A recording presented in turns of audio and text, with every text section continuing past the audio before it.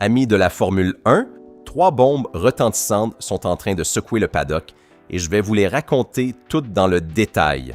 Lewis Hamilton a brisé le silence après l'Autriche et a attaqué ouvertement la fédération.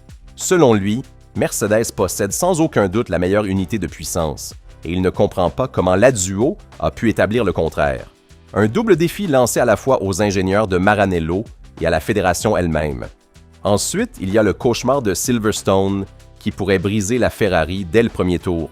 Le circuit anglais possède une section interminable de 35 à 40 secondes sans aucun point de freinage, là où les voitures ne peuvent tout simplement pas recharger la batterie. Verstappen, après une session au simulateur, a avoué que ça lui donnait envie de rire et que c'était vraiment une autre piste. The Race a même écrit que c'est le pire cauchemar possible pour Ferrari. Et comme si cela ne suffisait pas, Bernie Ecclestone a lâché une bombe sur le marché des transferts. Il a révélé avoir tenté personnellement de convaincre Christian Horner de rejoindre Ferrari, un coulisse qui ouvre d'innombrables scénarios. Sans oublier les détails techniques de Pirelli sur Silverstone, avec les choix de pneumatiques, la pluie possible et des sollicitations dépassant les 5G sur les pneus avant.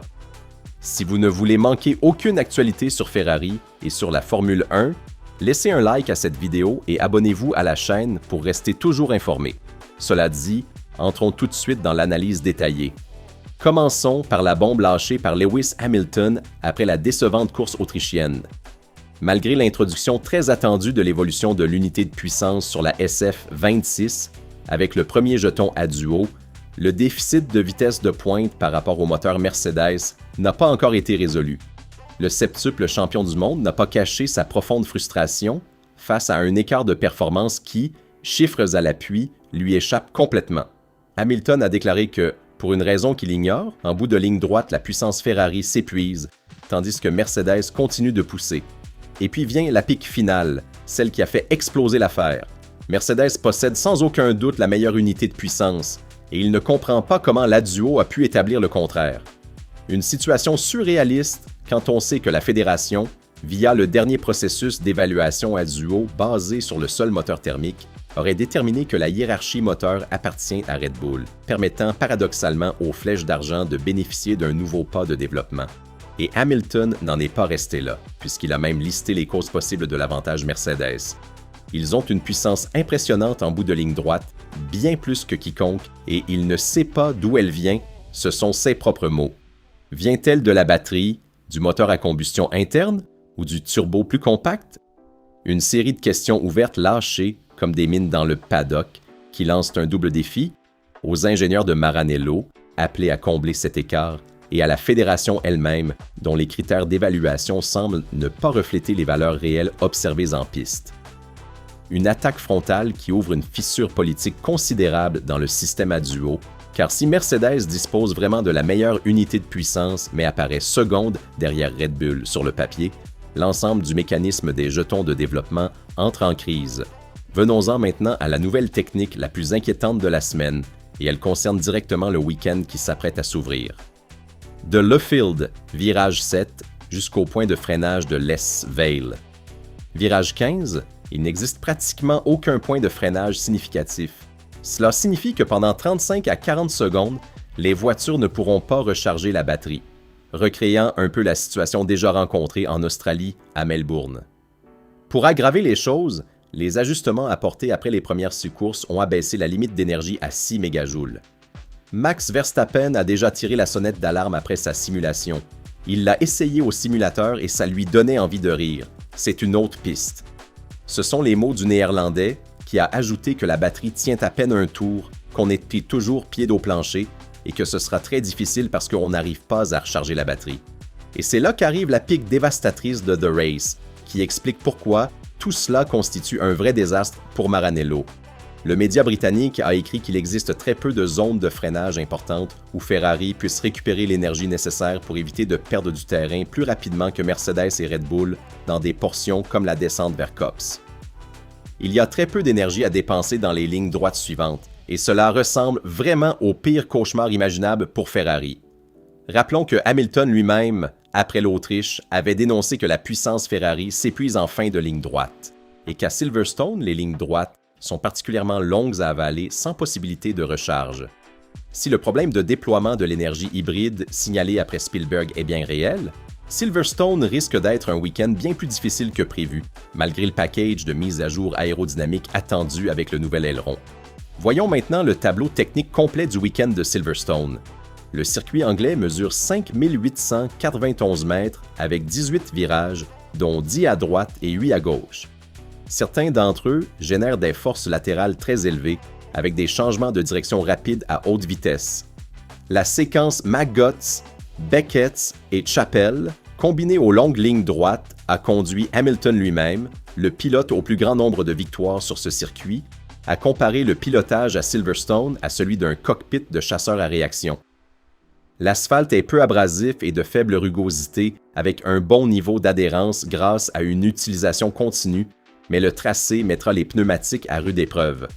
Les accélérations atteindront plus de 5 grains dans certaines sections, exactement comme on l'a vu à Suzuka et comme on le reverra dans quelques semaines à Spa.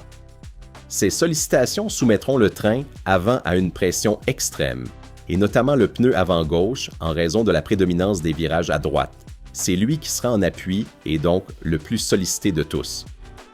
C'est pour cette raison que Pirelli a sélectionné ses 3 compounds les plus durs, soit le C1 en hard, le C2 en medium et le C3 en soft, et pour les mêmes raisons, les équipes devraient viser un seul arrêt dans la course dominicale de 300 km, en utilisant principalement le C2 et le C3 pour leur meilleure adhérence.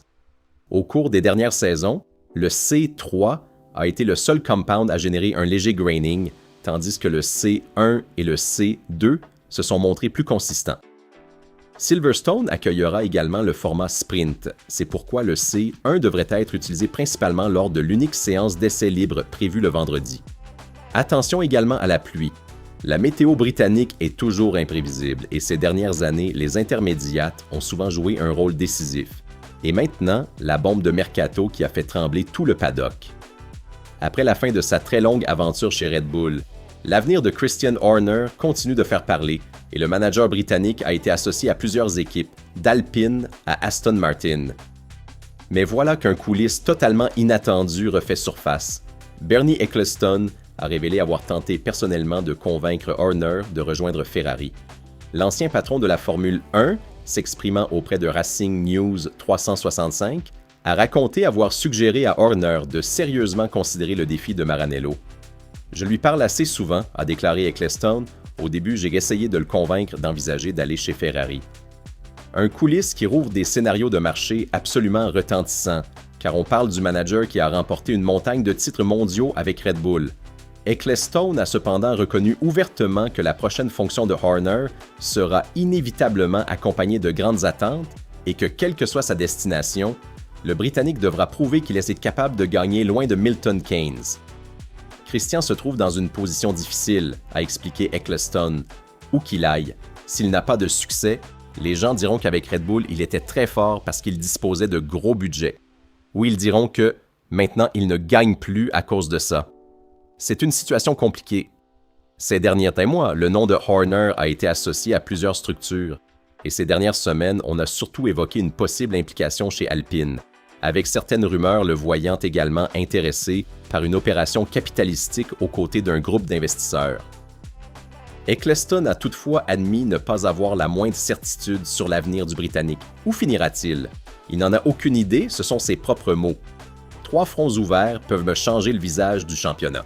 Hamilton a attaqué frontalement la fédération en affirmant que Mercedes possède la meilleure unité de puissance et que l'Aduo s'est trompé, ouvrant une fissure politique potentiellement dévastatrice. Silverstone risque d'être un vrai cauchemar pour Ferrari, avec 40 secondes sans freinage où la batterie ne peut pas se recharger, et The Race évoque carrément le pire scénario possible. Et puis il y a le coulisse Ecclestone, Horner et Ferrari, un marché managérial qui est en pleine ébullition. Dans tout cela, le week-end anglais apportera aussi le format sprint, des compounds durs, plus de 5 grammes sur les pneus avant-gauche et l'inconnu de la pluie. La partie est loin d'être terminée.